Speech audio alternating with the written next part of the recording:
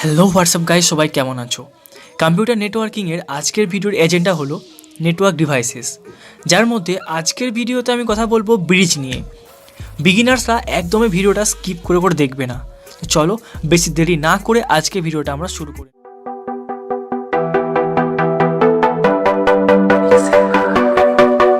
Bridge কি, এটা কীভাবে কাজ করে? ব্রিজ হাবের মতোই একটি নেটওয়ার্ক ডিভাইস যার দুটি পোর্ট থাকে। এই দুটি পোর্টের সাথে দুটি নেটওয়ার্ক যুক্ত থাকে। আচ্ছা, ব্রিজ মানে কি? ব্রিজের বাংলা মানে কিন্তু সেতু, তাই না?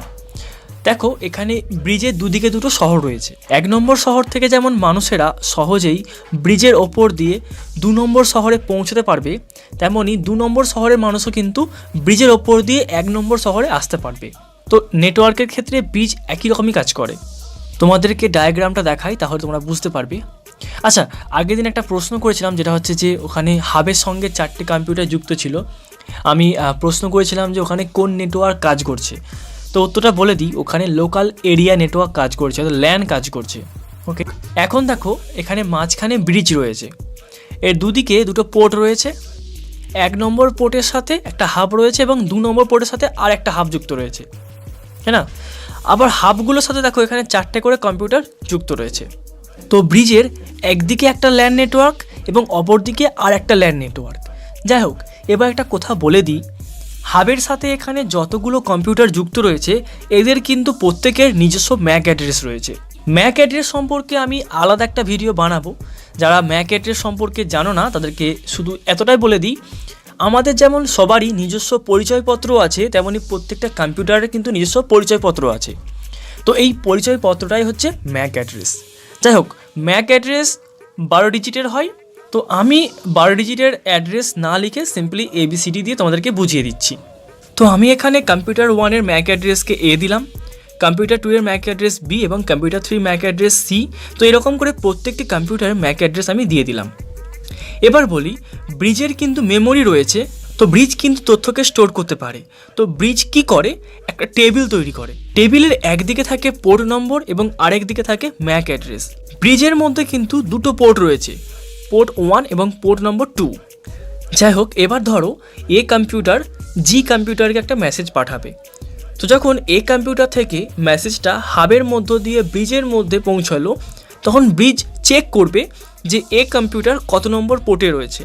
তো যখনই ব্রিজ বুঝতে পারবে যে এ কম্পিউটার 1 নম্বর পোর্টে রয়েছে, তখন ব্রিজ কি করবে? তার টেবিলে 1 নম্বর পোর্টে ম্যাক অ্যাড্রেসের জায়গায় একে স্টোর করে নেবে। আচ্ছা, ব্রিজ জানতে পেরে গেল যে এ কম্পিউটার 1 নম্বর পোর্টে রয়েছে, কিন্তু ব্রিজ তো এটা জানে না যে জি কম্পিউটার কত নম্বর পোর্টে রয়েছে। তো ব্রিজ কি করবে? মেসেজটাকে সবাইকে ব্রডকাস্ট করবে, সবাইকে ছড়িয়ে দেবে। যখনই জি কম্পিউটার মেসেজটাকে রিসিভ করবে, তখনই কিন্তু ব্রিজ বুঝতে পেরে যাবে যে জি কম্পিউটার 2 নম্বর পোর্টে রয়েছে। তো সিম্পলি ব্রিজ তার টেবিলে 2 নম্বর পোর্টে ম্যাক অ্যাড্রেসের জায়গায় জিকে স্টোর করে নেবে। এবার ধরো সি কম্পিউটার জি কম্পিউটারকে মেসেজ পাঠাবে। তো যখন সি কম্পিউটার থেকে মেসেজটা ব্রিজের মধ্যে আসলো, তখন ব্রিজ জানতে পেরে গেল যে সি কম্পিউটার 1 নম্বর পোর্টে আছে। তো ব্রিজ কী করবে? সিম্পলি আগের মতোই 1 নম্বর পোর্টে ম্যাক অ্যাড্রেসের জায়গায় সিকে স্টোর করে নেবে। তাহলে 1 নম্বর পোর্টে কী হলো? এ স্টোর হলো বা সি স্টোর হলো। এবার ব্রিজ চেক করবে যে জি তার টেবিলে আছে কি না। যখনই দেখবে যে জি তার টেবিলে রয়েছে, তখন সে কী করবে? চেক করবে যে জি কম্পিউটারটা কত নম্বর পোর্টে রয়েছে। তো জি কম্পিউটার কত নম্বর পোর্টে রয়েছে? 2 নম্বর পোর্টে রয়েছে। তো ব্রিজ কিন্তু আর কোনো কিছু না ভেবেই 2 নম্বর পোর্টে মেসেজটা পাঠিয়ে দেবে। এখন 2 নম্বর পোর্টে কে রয়েছে? হাব রয়েছে।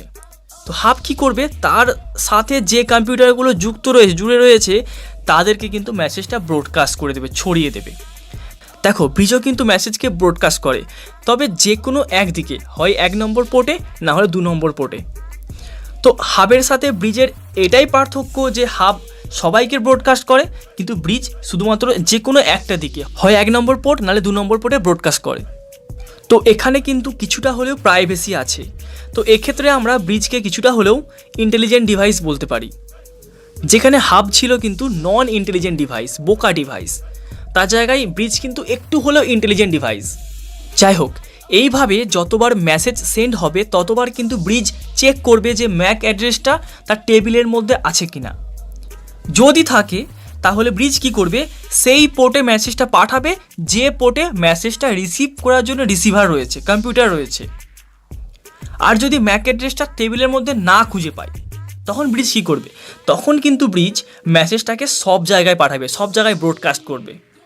ঠিক আছে, এবার যে কম্পিউটার মেসেজটাকে রিসিভ করবে ব্রিজ কিন্তু তার ম্যাক অ্যাড্রেসটাকে টেবিলের মধ্যে স্টোর করে নেবে। তো এভাবেই যখন ব্রিজ তার টেবিলের মধ্যে সমস্ত ম্যাক অ্যাড্রেসকে স্টোর করে ফেলবে তখন কিন্তু ব্রিজ মেসেজকে আর ব্রডকাস্ট করবে না, ইউনিকাস্ট করবে।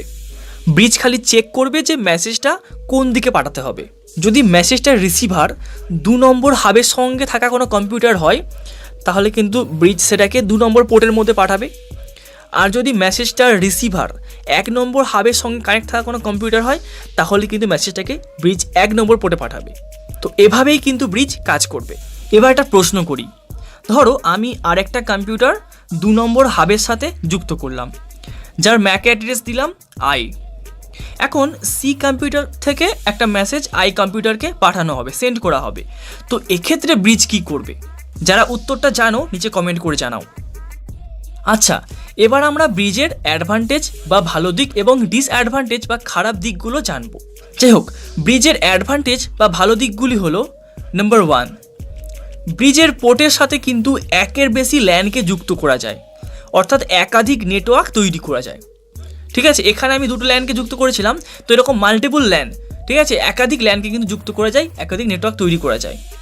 নাম্বার 2, ব্রিজ হাবের মতোই কিন্তু মেসেজকে ব্রডকাস্ট করতে পারে। হ্যাঁ, এটা একদিকে ব্রডকাস্ট করে ঠিকই, কিন্তু ব্রডকাস্ট তো করে। নাম্বার 3, হাবের চেয়ে ব্রিজের মধ্যে কিন্তু মেসেজের কলাইজেন বা ধাক্কাধাক্কিটা কিন্তু কম হয়। সো এটা কেন হয় একটা প্রশ্ন থাকলো, তো যারা এর উত্তরটা জানো নিচে কমেন্ট করে জানাও।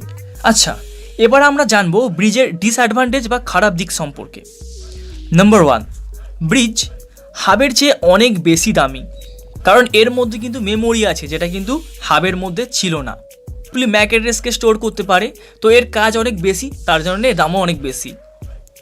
নাম্বার 2, ব্রিজের মধ্যে যে ডেটাগুলোকে ট্রান্সফার করা হয়, মেসেজকে ট্রান্সফার করা হয়, সেটা হাবের তুলনায় অনেক স্লো, অনেক ধীরগতি সম্পন্ন। যাই হোক, আশা করি ব্রিজ সম্পর্কে তোমাদের A to Z বোঝাতে পেরেছি। আগের ভিডিওতে আমি হাব সম্পর্কে আলোচনা করেছিলাম, তো ওই ভিডিওটা যারা এখনও দেখোনি ডেসক্রিপশান বক্সে চেক করো, ওখানে লিঙ্ক দেওয়া আছে, গিয়ে তোমরা দেখে নাও। এই ছিল আজকের ভিডিও। যারা এখনও আমার চ্যানেলটাকে সাবস্ক্রাইব করোনি তারা চ্যানেলটাকে সাবস্ক্রাইব করে নোটিফিকেশান বেলটাকে অন করে অল সিলেক্ট করে নাও, যাতে করে আমার চ্যানেলের কোনো ভিডিও তোমাদের মিস না হয়। ভিডিওটা ভালো লাগলে একটা লাইক দিয়ে দিও, আর কোনো প্রশ্ন থাকলে নিচে কমেন্ট করতে পারো। যাই হোক, আজকের জন্য এতটাই, দেখা হচ্ছে নেক্সট কোনো একটা ভিডিওতে। Good bye.